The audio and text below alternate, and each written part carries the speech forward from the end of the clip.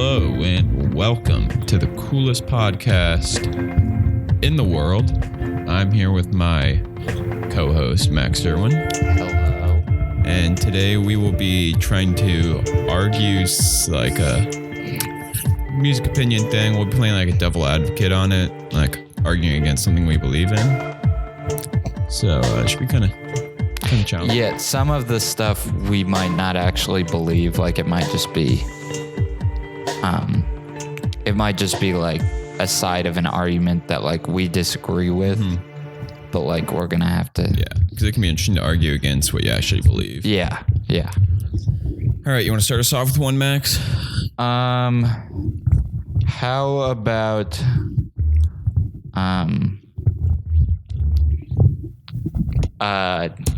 Birds and Rodeo. Okay. So me and you both believe that Rodeo's his best album. Yeah, Travis Scott. But a lot of people think that Birds is better. Mm-hmm. So let's try and argue. I'll be on the Birds side of it, okay. and you'll be on the Rodeo. Yeah. Got it. Birds is a better album than Rodeo. That's not true. How so, Parker? How sway? Birds is where you really starting to see Travis fall off just a generic trap artist. There are good songs on it, but it's not nearly as unique and creative, cutting edge as Rodeo was. Like on Rodeo, you can still hear a lot more influence from things like Days Before Rodeo, things like that. It's just a much more sound, unique album, which I really appreciate coming from him. I actually believe that. Well, no, I don't actually believe this, but Birds is really what defines him as his own artist. Uh-huh. So like Rodeo's still like in the growing up phase and the mixtape phase. I know it's a full length album, but like it's still similar to his mixtapes in the way that it's just a starting point. But I think Birds really defines him as where he is, as like with Pick Up the Phone, with like The Ends as the intro, then goes into Way Back and Coordinate. I think they are, those songs really define him as the trap artist that he is, makes it different from everybody else. I would say that if Birds defines him as an artist, it's defining him as just another trap artist. Just like another guy out there making trap music. Where Rodeo, if you would say that would define him, it would define him as something more unique.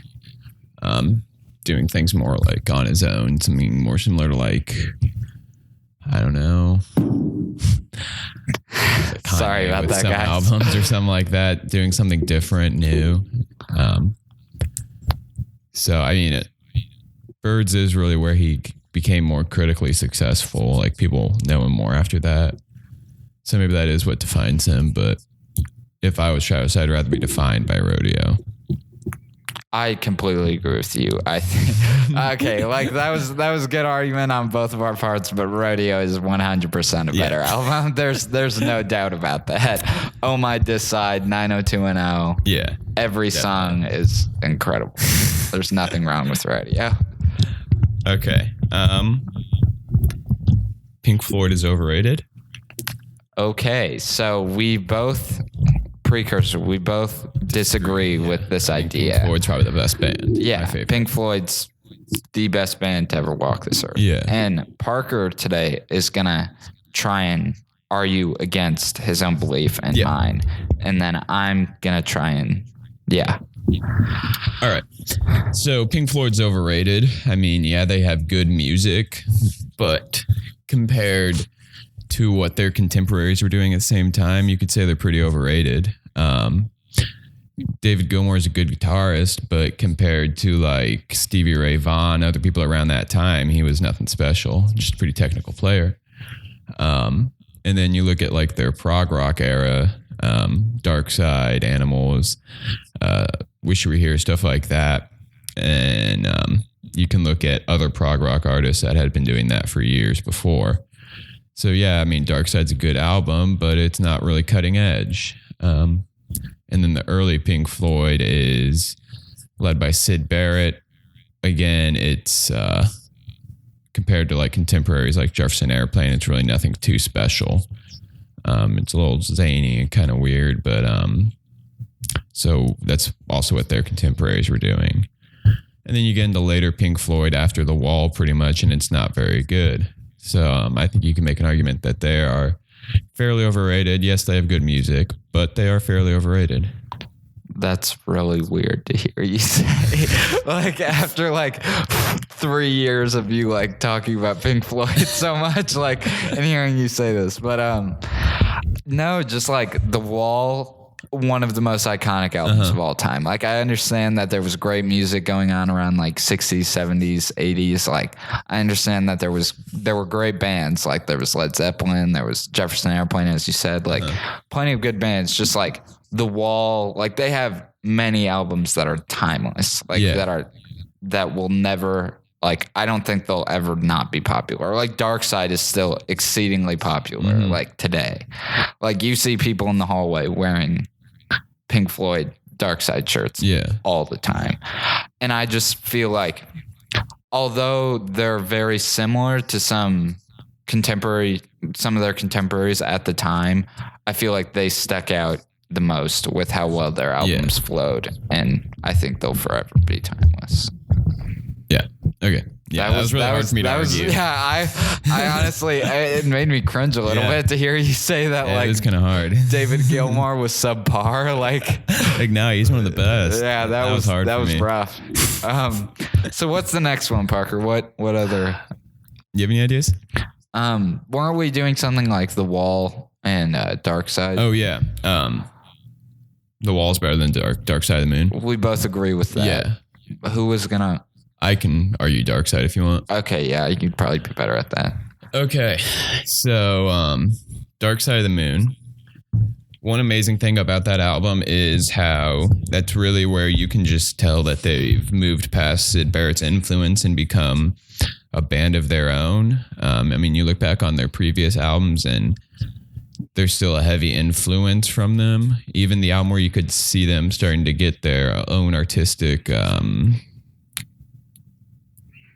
don't know the word I'm looking for, like own artistic stance maybe. Umaguma, they still have put two live versions of Syd Barrett's songs. So even that album isn't really two on their own.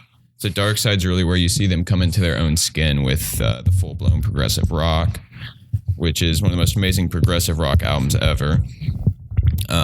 In my head, I can only think of a few things that could contend with it. Gilmour's guitar work is incredible on that. I think that was probably his prime, carrying over into Animals and Wish You Were Here. But like his solos on Money and Time and Any Color You Like. And then the saxophone solo on Money is also one of my favorite Pink Floyd moments ever. And of course, Great Gig in the Sky, which is just like just some woman belting for like 4 minutes. It's just insane how she can do that. Really like jaw dropping.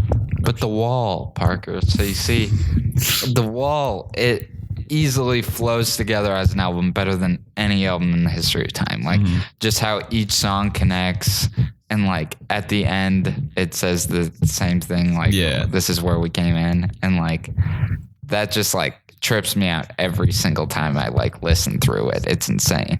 But just like I feel like Dark Side of the Moon is like a little bit overrated in the fact that like people still like that's the only album they know of Pink Floyd. I think that they should look into it, like, and I feel like that it's too similar to like some of the other prog rock that was going on then. Like I feel like it's great, it's better than all of them, but I just feel like it didn't stick out as much as like The Wall did for its time. Comparatively. And yeah, I do agree David Gilmour's guitar work on both albums is insane. It's great. But I feel like he did better on The Wall. Yeah. I do like The Wall more. This is weird. Like hearing us like a little easier for me to argue because Dark Side is an incredible album. But I definitely like The Wall more. It's more of its own thing. Yeah, it's just like incredible from the beginning to the end with the I think like the London Philharmonic Symphony on The Trial is just an incredible album all throughout. But I do like Gilmour's guitar work on Dark Side more. I will say that. I think he had better.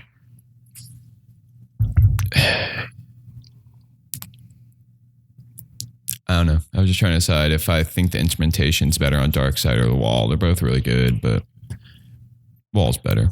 I got to give it to The Wall. One thing, so another argument that we could try is one thing I've seen on Twitter a lot is a competition between Khalid and Travis Scott. And I know those are two completely different artists. Just like we could try if you want it. Yeah, I'm good. We can do it. Do you so which side do you think? I don't really know much about Khalid. Then yeah, you can try Travis. Okay. So okay, Khalid is way better than Travis. Yeah. Any day. Really? Yeah. Khalid, like Travis is so like mainstream trap, like he only gets success from those around him, from his producers. Yeah. Like Khalid doesn't conform at all. Like I understand that him and Russ are kind of similar, but like he's better than Russ on 1,000 levels. And like just like Travis, he's so overrated. Like I understand he throws high performances and stuff like that, but Travis is just he's so typical, and he only gets strength from his features, and like he's just not that good. You know, I gotta disagree with that. I think Travis Scott's he's an okay artist, I'd say, at best. Wait, we're arguing. Khalid's still worse, though. Khalid, he's still worse. But, you know, Travis is like okay at best. Yeah. Max is out.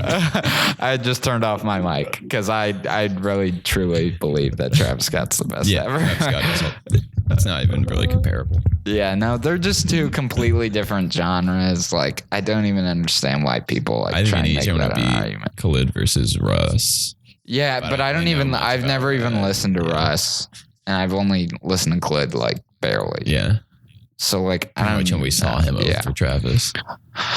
How about Joey or Logic? Joey. Yeah, I mean, I think Joey automatically, but like we could just try that because like their music styles are pretty similar. Okay. Like just like how they go the race route. Like,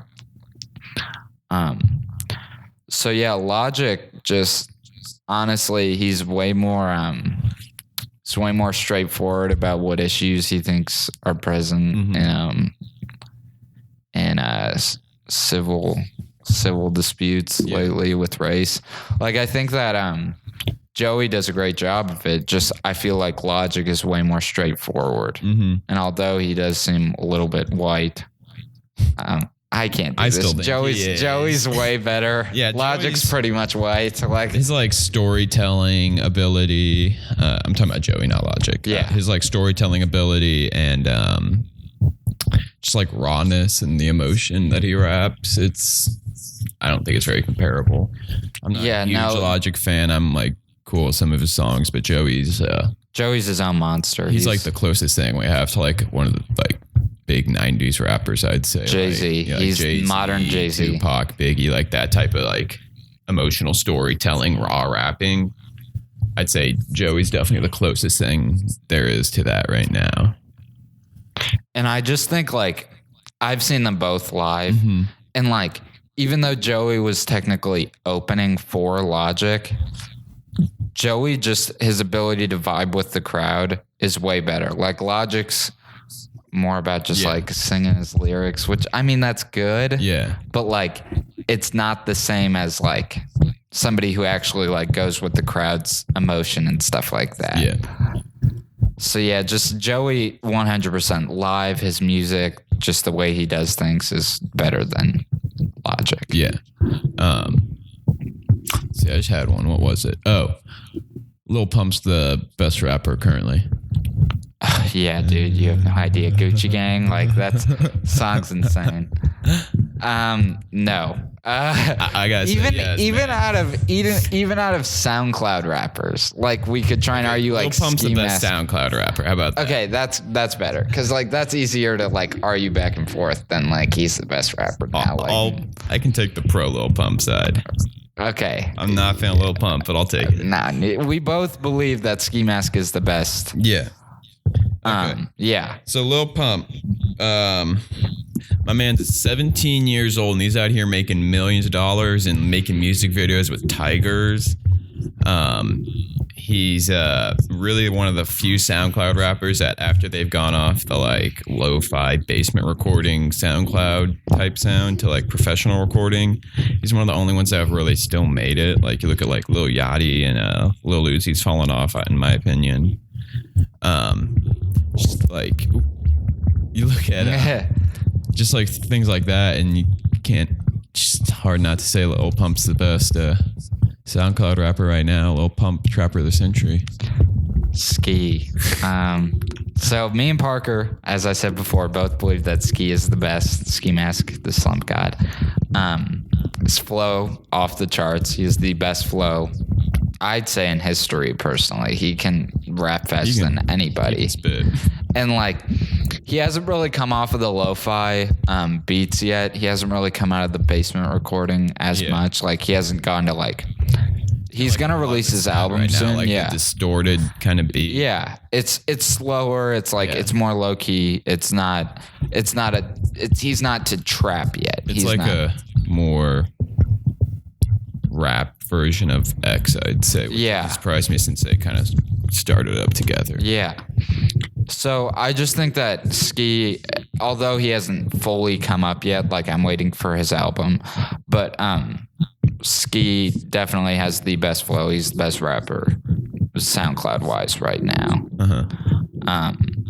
He hasn't. I wouldn't say he's as rich as Lil Pump, but that's just because Lil Pump's like swimming right now. I don't know why. I don't understand I think why. he's fallen off a little bit. Right I don't get why people like him. I don't understand why he got big. I don't either. In the first place, like it doesn't make any sense. I worked with a kid that loved him, and I just didn't get it. I just like I don't understand that. Yeah, I don't enjoy Lil Pump. Let's see. You said ASAP Ferg's the best. Here, now I got a better one. Takeoff is the best Migo. Ooh, okay. You actually believe that, right? Yeah. Okay. So I think that Quavo's the best Migo and Takeoff's the worst. Yeah. So this will actually be this is our first true argument because everything we've talked about on here so far has been what me and Parker agree about, and we have had to fight against what we agree. So this is the first actual argument that we're going to have. So I believe that Quavo's the best Migo. I think he has the best flow. He's super charismatic, like just like with his voice and like how he sings. He can vocalize the best. I just think that Offset's a great rapper in himself. But then just there's Takeoff. Like he can rap, just like I don't like his voice. Like he's not. It's too deep. Like his voice is too deep. It's not. It's too like dull. Quavo has range and like he can hit different melodies, stuff like that. I think Quavo's better all around. He's definitely the leader of the Migos right now. I think Takeoff's the best. Offset's the worst. Okay. Not like Offset's bad. I don't think there's a bad Migo. I think all three of them are pretty good. He's just the worst in my opinion.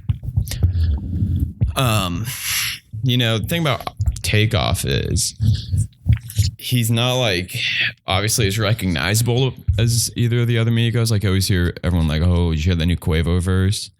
Thing is, Takeoff just comes in there and just quietly just kills the track. He just takes every track next level, like, and you don't even notice. You're like, wow, that was a really good song. And you're like, wait, that was Takeoff that made it really good. And like everyone's always like, why does Takeoff not have any features? Like Offset and Quavo always have features. It's like, well, you look at most of their features and it's on hooks. Like they sing a lot of hooks on songs. And if you were to invite Takeoff to come like drop a verse on your song, why would you want to do that? You're about to get bodied on your own song. Yeah. He's going to body you and like make it his song. Yeah, no. If like some average rapper just like, did you hear Peekaboo by Lil Yachty? Yeah. The Migos made that their song. Oh, yeah. Like, no, I only ever listened to that yeah. for Offset and Takeoff's verse. Like, that's exactly what happens if like any mediocre rapper is going to invite Takeoff onto his song. Takeoff's just going to body it and make it his song. And that's what happened on Huncho Jack. On Eye to Eye. Yeah. So, that was not a good song by Travis and Quavo. But then Takeoff just completely bodies it. Yeah. Okay, just so you guys know, I don't think that Takeoff's bad by any means. I think he's very good, actually. But, like, I just had to put that in for my argument. But, yeah, I think there's not a bad Migo, but I stick to, like, I think Quavo. I do agree that Takeoff's voice can get a little boring, but I think they use it pretty good pretty well because you barely ever hear him sing a hook. Like it's always Quavo. Of the time, it's Quavo or Offset, like 5% of the time. And Takeoff's usually the last person on the song. Like they just like put him in there, wrap the track up with some like incredible flow, and he just wraps it up. Like, well, yeah, no, on a Motorsport, one of their newer songs, like it's like it goes like it starts off with Offset. I mean, it starts off with Quavo, goes to Cardi B, then Offset, and then Nicki Minaj. And then Takeoff just perfectly ends the track with a verse. And then, in my personal opinion, I like the song Kelly Price a lot with Travis. But it goes Quavo, Travis, a little bit of Quavo, and then Takeoff just has the rest of the song to himself, and it's really good. There's one song he absolutely kills on Culture. I can't remember what it is, though. What the Price? What maybe, the price? Yeah, I think it might be Get Right With Your Brown Paper Bag too.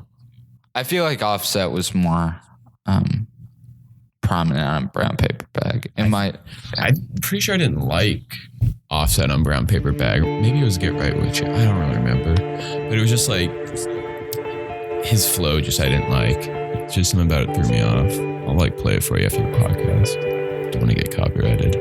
Yeah.